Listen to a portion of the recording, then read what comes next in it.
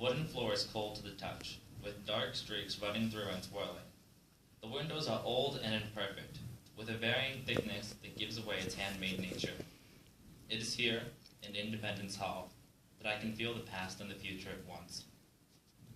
2,500 years ago, the Greeks rejected autocracy in favor of collective rule, starting a long run of thought and theory that led to the birth of our nation. American heritage is commonly said to have begun in 1776 or 1492, but in truth, the seed of our nation was planted long before that in a small group of Mediterranean city-states. The ensuing battle has been one for representation and fairness. A broad look at the past reveals something startling to those of us who have always lived on democratic soil. We are the strange ones.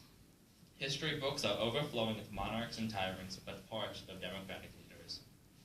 Even today, democracy without corruption is a reality for a lucky few, not a deserving many. It appears that collective rule itself is a fragile thing, difficult to maintain and easily lost. Strong national unity and a belief in democracy can preserve it, but it must be refreshed with every generation. It is crucial that we understand the fragility of democracy if we are to fully appreciate it. Many people go their whole life without an understanding of what it means to live in America. I felt it, though, when I looked over the Mississippi from the top of the St. Louis Arch.